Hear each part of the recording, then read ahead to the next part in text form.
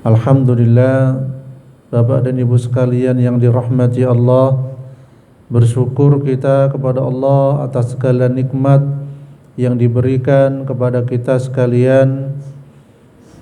Dan pada kesempatan ini nikmat yang paling berharga adalah ketika kita masih diberikan kesempatan untuk hidup di dunia ini beribadah kepada Allah Subhanahu wa taala. Ya, syukur mboten diparingi gesang. Ya, syukur kita diberikan kehidupan oleh Allah Subhanahu wa taala, berarti kita disuruh untuk memperbanyak amal. Berarti kita disuruh untuk memperbanyak ibadah. Berarti kita disuruh memperbanyak sedekah dan lain sebagainya. Karena kita masih hidup di dunia ini. Ya. Jadi tadi saya ada pasien, ya, dia takut mati, ya, takut mati. Kalau dari segi harta lumayan, ya, banyak. Tapi takut mati, ya. Ya tiap hari mungkin olahraga berapa kali, dia senam berapa kali, ya. Seminggu 3 kali 2 kali, ya, kurang lebih. Ya, tadinya mereka takut mati. Berarti ternyata saya dengarkan ceramah dari seorang ustadz itu, orang yang takut mati berarti bekalnya kurang. Ya, orang yang takut mati berarti bekalnya kurang. Boleh kita takut mati karena mohon pada Allah, ya Allah, berikanlah saya bekal yang cukup, yang banyak untuk menghadapi sakaratul maut atau ketika sudah pada kematian.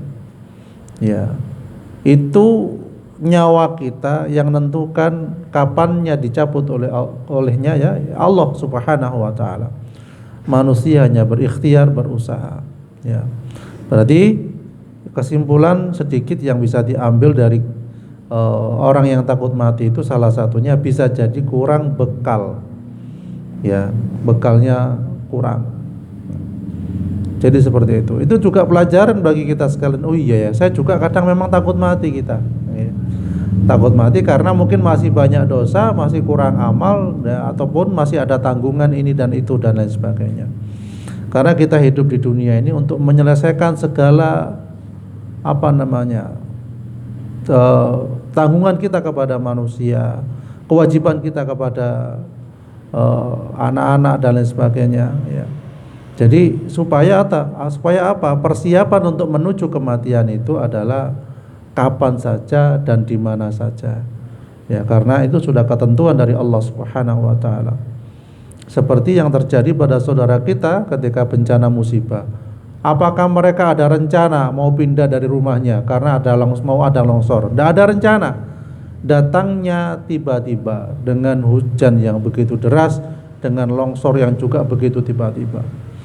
Allah Subhanahu wa taala menyampaikan dalam Al-Qur'an, kami akan menguji kamu dengan keburukan dan kebaikan sebagai ujian, sebagai cobaan yang sebenar-benarnya, dan hanya kepada kamilah kamu dikembalikan. Jadi ujian yang diberikan Allah kepada hambanya diantaranya dengan keburukan dan juga dengan kebaikan. Keburukan mungkin musibah terus menerus, kebaikan mungkin harta yang berlimpah ataupun anak-anak yang mungkin banyak. Ya, itu juga kebaikan dan keburukan yang Allah ujikan kepada manusia. Karena hidup di dunia adalah ujian. Seperti anak sekolah ujian terus, mulai TK ada ujian, SD ada ujian, SMP ada ujian, SMA ada ujian, kuliah ada ujian, sampai gelar profesor pun ada ujian semuanya. Ya, dan ketika menghadapi ujian seperti itu serius mereka belajar sampai harus bayar mungkin puluhan juta atau ratusan juta. Ya, ada anaknya seorang teman kuliah di kedokteran, per semester bayar 60 juta. Loh, waduh, lumayan pikir saya. Per semester 60 juta, berarti 6 bulan 60 juta. Sebulan berapa? 10 juta, itu belum kosnya ini dan itu. Kalau sudah koas ya istilahnya, ya koas bagi. Koas, loh berapa koasnya? Itu 1 M katanya lebih. Nah itu serius karena ingin mendapatkan penghasilan di dunia ini. Ya, dan kita diberikan murah meriah oleh Allah Subhanahu wa taala untuk mendapatkan surga. Nah, panjenengan kita semua di sini duduk nyantai, sholat 5 waktu, kemudian mendengarkan ceramah, ya itu sudah Allah sebutkan dalam hadisnya Rasulullah SAW, yaitu majelis ilmu termasuk taman-taman surga. Ya, artinya taman-taman kebaikan, taman berteman dengan orang-orang yang berusaha untuk menjadi orang yang soleh. Ya, kita bersyukur berteman dengan orang yang soleh. Ya, karena apa? Itu juga merupakan teman kita bukan hanya di dunia, tapi juga di akhirat kelak. Ya, karena apa? Kelak Allah akan mengumpulkan seseorang itu bersama teman baiknya, teman akrabnya. Ya, di majelis ilmu, majelis taklim, majelis dzikir itu akan dikumpulkan bersama mereka. Sementara para pelaku dosa, naudzubillah min dzalik, pelaku maksiat juga akan dikumpulkan dengan golongan-golongannya. Jadi bersyukur kita berusaha mencari teman-teman yang soleh. Dan pun dalam meninggal dunianya kita, wafatnya kita, nanti yang nyolatkan siapa kira-kira? Yaitu teman-teman yang soleh. Ya, jadi tidak nanggung insya Allah. Ya. Berteman dengan orang yang soleh itu insya Allah juga nolong dunia dan akhirat kelak. Baik Bapak Ibu sekalian yang dirahmati Allah Subhanahu wa taala. Saudara kita mengalami ujian, ya. Kita pun juga sama mengalami ujian, hanya bentuknya yang berbeda-beda. Tapi musibah yang diterima oleh saudara kita di Sumatera, di Aceh dan lain sebagainya, itu termasuk bencana alam, ya, yang itu juga karena perilaku manusia itu sendiri. Terus bagaimana sikap kita, ya, sikap seorang muslim terhadap bencana alam, sikap seorang muslim terhadap ujian, sikap seorang muslim terhadap terjadinya sesuatu yang tidak mengenakan, ya. Yang pertama adalah, ya, sikap seorang muslim terhadap bencana, ikhlas menerima setiap ujian dan kejadian. Ikhlas menerima setiap ujian dan kejadian, ya. Jadi sebagai seorang muslim kita harus memahami dan meyakini bahwa setiap yang ada di alam semesta itu merupakan sunnatullah dari Allah Subhanahu wa taala. Semuanya berjalan di atas hukum, aturan, ukuran dan ketetapan dari Allah Subhanahu wa taala. Jadi bencana alam yang terjadi pun semuanya bukan terjadi tiba-tiba. Ada prosesnya, ya. Ada sebab musababnya. Ya, di antara sebab musabab yang paling dominan adalah serakahnya manusia menebang pohon-pohon yang besar dan tidak segera ditanami kembali. Ya. Sebagaimana juga disebutkan dalam Al-Quran surah An-Nahl, ya, dan dia menundukkan malam dan siang, matahari dan bulan untukmu, dan bintang-bintang ditundukkan untukmu dengan penuh dengan perintahnya. Sesungguhnya pada yang demikian itu benar-benar ada tanda-tanda kekuasaan bagi kaum yang memahaminya. Jadi semua yang terjadi adalah bentuk ketaatan dan kepatuhan dunia pada Allah Subhanahu wa taala. Semua terjadi karena hukum yang telah Allah tetapkan. Pernah para sahabat itu bertamu kepada ibunda Aisyah, ya, istri Rasulullah SAW, tentang gempa yang terjadi. Ya, jadi diceritakan oleh beliau bahwa gempa yang terjadi itu karena perbuatan manusia menghalalkan segala cara, khamr dihalalkan, ya, perzinahan dihalalkan dan lain sebagainya. Akhirnya bencana gampang datang, gempa bumi terutama. Ya, jadi kalau tanah longsor mungkin yang dekat pegunungan, yang tanah datar bisa jadi gempa bumi. Kesyirikan juga merajalela, ya. Itu pun Allah akan menimpakan suatu bencana, salah satunya gempa bumi yang menggetarkan. Ya, jadi kata Ibunda Aisyah, sampai kapan itu akan terjadi? Kalau manusia bertobat kembali kepada Allah Subhanahu wa taala, niscaya gempa bumi atau bencana itu sudah tidak ada lagi. Ya. Pernah Umar bin Khattab pada zaman khalifahnya ada gempa. Ya, kemudian dia mengatakan bahwasanya wahai bumi, belum waktunya terjadi bencana. Ya, beliau mengatakan bahwa ada maksiat apa di kaum ini. Jadi bisa diprediksi ketika terjadinya gempa berarti ada maksiat. Ya, ada perbuatan dosa, bisa terang-terangan, bisa sembunyi-sembunyi. Jadi inilah penyebab salah satunya kenapa terjadinya musibah atau gempa itu tadi. Kemudian yang kedua adalah sikap muslim terhadap bencana itu sebagai langkah untuk evaluasi. Jadi dalam sebuah ayat, ya, sebagai langkah untuk evaluasi, introspeksi diri. Dalam sebuah ayat Allah Subhanahu wa taala menyampaikan bahwa kerusakan di bumi bisa terjadi karena ulah tangan manusia. Bisa jadi manusia merusaknya, zalim memperlakukan alam, hingga yang terjadi adalah kerusakan. Disampaikan dalam Al-Quran, telah nampak kerusakan di darat dan di lautan disebabkan karena perbuatan tangan manusia, supaya Allah merasakan kepada mereka sebagian dari akibat perbuatan mereka, agar mereka kembali ke jalan yang benar. Ya. Jadi ketika ada bencana alam terjadi, sudah sepatutnya kita mengevaluasi diri. Apakah selama ini kita sudah benar-benar menjaga dan memelihara alam ini? Ya, jangan sampai bencana terjadi menyalahkan Allah Subhanahu wa taala atau menyalahkan alam itu sendiri. Ya. Terdekat bencana di daerah kita, Patemon mulai banjir, kemudian Pundi Malih, Pondok Jaya, dan daerah sekitarnya sudah mulai terendam. Patemon baru kali ini terendam. Kita belum tahu sebelumnya terendam apa enggak, tapi terendam. Kolam renang wis banyak airnya, wis terendam. Nah, ini salah satu juga bahwa introspeksi diri bagi kita sekalian, bahwa Allah mengingatkan kita semuanya. Ya, ketika di sana terjadi bencana, yang istighfar juga di sini. Jangan sampai bencana itu lari ke sini. Jangan sampai bencana itu ada di sekitar kita. Ya, tidak enak orang terjadi bencana itu. Jadi saya membaca di sebuah kisah, ya, di bencana di Sumatera sana, ada seorang anak berjalan kaki kurang lebih 100-an kilometer dengan membawa bahan-bahan, dengan membawa makanan-makanan yang dia pikul. Apa tujuan dia menuju ke area bencana? Itu ternyata mencari ibunya, keliling mencari orang tuanya dan keluarganya yang terdampak bencana, sambil bawa makanan dipikul, dengan tujuan andai kata orang tuanya ditemukan, mungkin bisa dijadikan makanan itu. Jadi mungkin berita ini turun belum ditemukan, entah terendam dalam longsor, entah di pengungsian, atau di mana tidak tahu. Karena apa terjadi bencana, HP ini pun hilang sakit, rumahnya pun hancur, sertifikat, mas-masan barang lah, ini pun ical. Ya, jadi dia berusaha mencari. Ini salah satu bentuk kepatuhan seorang anak mencari ibunya, mencari keluarganya. Dan yang kemarin saya ceritakan, adapun seorang anak mencari ibunya, ya, karena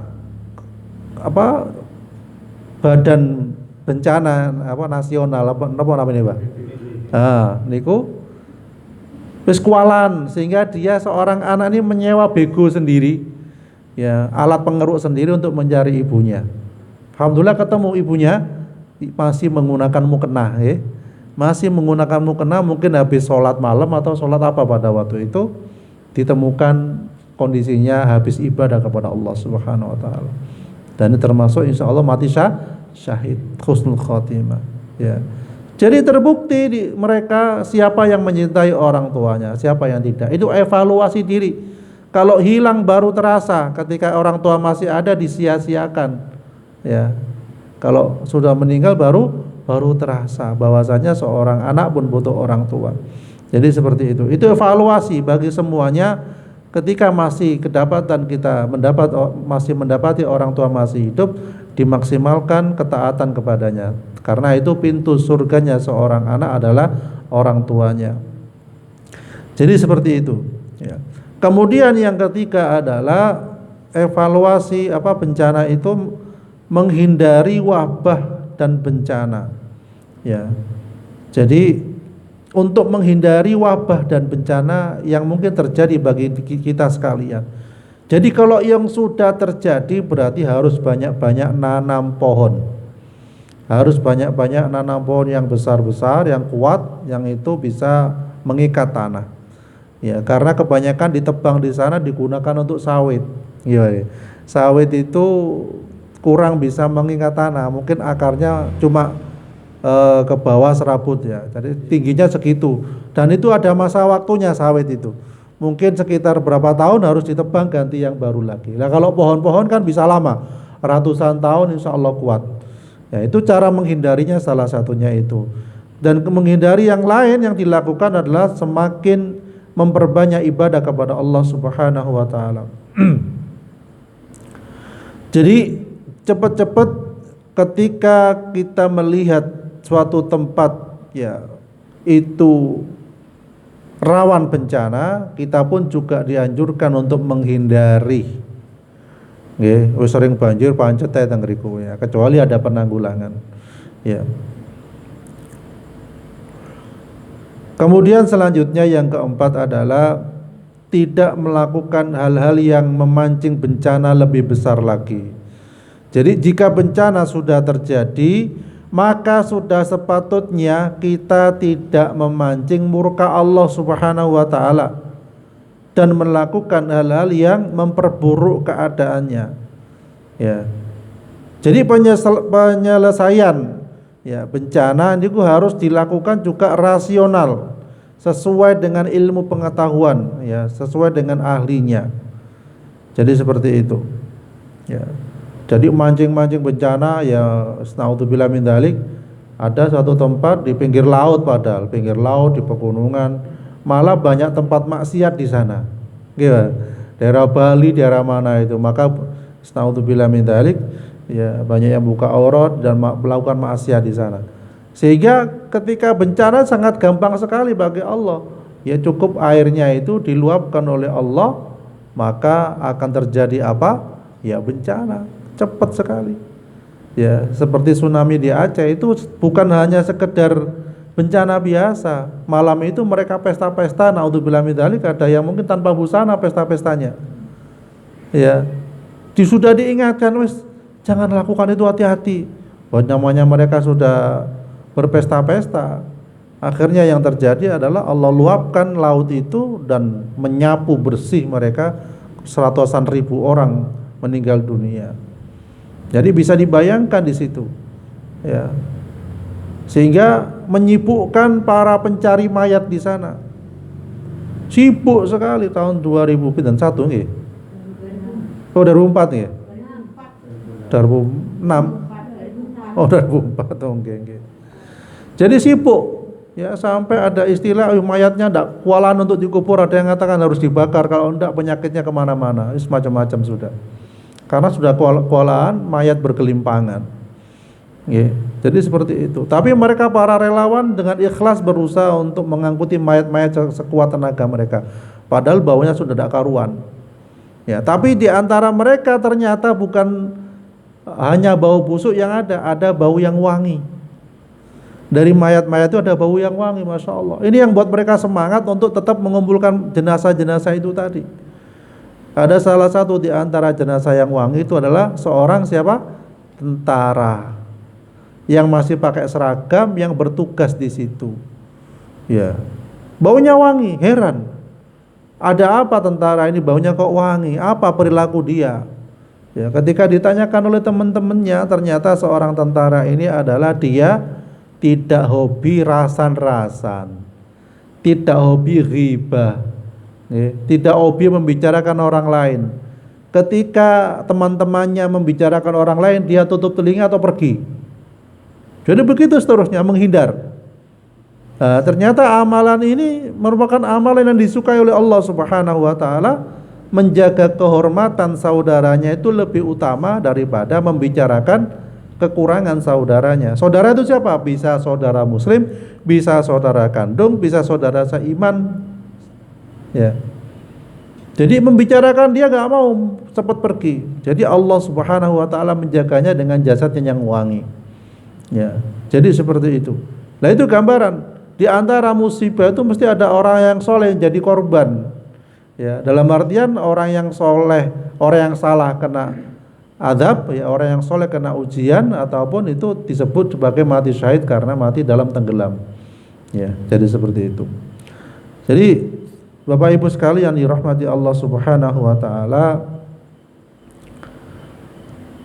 mari kita bersama-sama menghidupkan ibadah kepada Allah, terutama di keluarga kita, agar tidak memancing bencana, ya, tidak memancing bencana. Kemudian yang kelima adalah apa yang harus kita lakukan ketika ada bencana? Bersikap empati, ya. membantu dan peduli terhadap sesama. Nggih. Jadi kemarin teman-teman banyak yang mengumpulkan dari salah satu perguruan pencak silat di Jember ini. Nggih, PSHT Bang nggih. Jadi kalau pas wangsul pengajian mulai pagi sampai malam masih berjaga. Dan angsal pinten, ada yang tahu enggak? Ternyata dikumpulkan satu Jember PSHT pencak silat itu dapat 500-an juta. Alhamdulillah kan? Jadi bagus yang mereka lakukan, tidak sekedar olahraga ya, adu otot, tetapi juga adu sosial. Ya, anak masih muda-muda, ya alhamdulillah bagus. Itu membangun empati, kepedulian. Dan itu mereka ketika mereka mengumpulkan dana untuk disumbangkan ke bencana, itu juga mereka yang mengumpulkan dapat apa? Mendapatkan pahala yang sama. Oh, bayangkan sejember PSHT yang mendukung, yang mencarikan 500 juta itu mereka dapat pahala juga. Ya, bisa dibayangkan. Termasuk juga salah satu ekspedisi ya, JNE. JNE itu menerima ongkir gratis ke Sumatera atau ke tempat bencana. Maksimal 10 kilo. Jadi mungkin ada saudara-saudara atau siapapun mungkin punya baju yang layak pakai, dikumpulkan ya, entah itu urunan atau apa, 10 kilo dikirimkan ke JNE itu gratis ongkir. Nah, jadi seperti itu. Dan alhamdulillah itu juga dilakukan. Dari Jember juga banyak yang berangkat ya. Dan apapun yang bisa kita lakukan, entah itu cuma transfer dana atau apapun, bisa dilakukan. Ya, panjenengan mungkin ada tangga yang mau membantu, ya bisa lewat saya, bisa ya, Ustaz Nurdin juga bisa. Insya Allah banyak relawan, saudara-saudara, teman-teman yang berangkat ke sana ya. Dan untuk perbaikan itu butuh dana yang besar. Kenapa pemerintah tidak memberikan apa istilahnya ya, kondisi bencana nasional ya, karena mungkin terkait dengan dana dan lain sebagainya. Tapi insya Allah pemerintah juga turun membantu mereka. Jadi Bapak Ibu sekalian yang dirahmati Allah Subhanahu wa taala, perlu kita ketahui bersama bahwasanya bencana yang terjadi itu sikap kita sebagai seorang muslim, kita turut sedih napa mboten Bu? Nggih. Jenengan ningali teng mriko, nggih, maame sulit, maame kangelan, sedih napa mboten? Sedih. Apa yang kita lakukan? Minimal ndongaaken. Nggih, wonten bapak-bapak sampai mencari air bersih mawon nggih. Itu cuma dari genangan air. Genangan air sing warnane coklat niku. Niku diunjuk diombe. Jenengan kolu mboten? Mboten kolu. Udan nggih comberan teng ajeng ngene kan genang biasa nggih. Diunjuk kolu napa mboten? Lah mboten. Dan mereka sudah melakukan itu. Karena saking mungkin kehausan, laparnya, bayangkan sumur-sumur kan wis ketutup lumpur. Air bersih juga kesulitan. Oleh karena itu ketika kita minum air yang bersih sekarang ini nggih, panjenengan air enak ya, kadang tidak usah masak, tinggal minum, itu bersyukur pada Allah Subhanahu wa taala. Makanan juga walaupun wonten telo, wonten tempe gitu, tahu, masya Allah, nikmat nggih. Nikmat dari Allah Subhanahu wa taala. Jadi harta yang kita dapatkan, yang kita syukuri, insya Allah akan bertambah. Tetapi harta atau kenikmatan yang dikufuri, nggak disyukuri, khawatir hilang. Nggih. Punya anak soleh disyukuri, alhamdulillah. Nggih. Punya saudara disyukuri, alhamdulillah. Punya suami, punya istri disyukuri, alhamdulillah. Insya Allah Allah akan jaga dunia dan akhiratnya. Jadi harta yang disyukuri, pasangan yang disyukuri, saudara yang disyukuri, insya Allah akan menjadi berkah ya, terutama di dunia dan akhirat kita ya. Semoga kita semua oleh Allah Subhanahu wa taala dihindarkan lingkungan kita dari bencana, dihindarkan negara kita dari bencana, dihindarkan saudara muslim kita dari bencana, dan semoga Allah berikan kita bahagia dunia dan akhirat, masuk surga bersama-sama. A'udzubillahi minasyaitonirrajim. Bismillahirrahmanirrahim. Alhamdulillahirabbil alamin. Qulillahumma malikal mulki tu'til mulka man tasha wa tanzi'ul mulka mimman tasha wa tu'izzu man tasha wa tudhillu man tasha biyadikal khair innaka ala kulli syai'in qadir tulijul laila fin nahari wa tulijul nahara fil lail wa tukhrijul hayya minal mayyiti wa tukhrijul mayyita minal hayy wa tarzuqu man tasha'u bighairi hisab.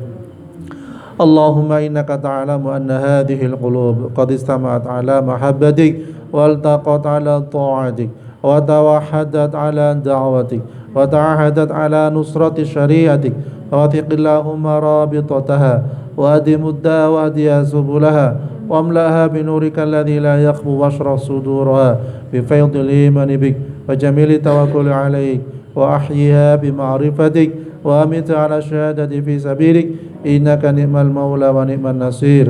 Rabbana atina fid dunya hasanah wa fil akhirati hasanah wa qina adzaban nar.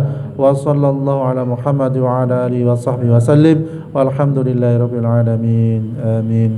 Subhanakallahumma bihamdik asyhadu an la ilaha illa anta astaghfiruka wa atubu ilaik. Assalamualaikum warahmatullahi wabarakatuh.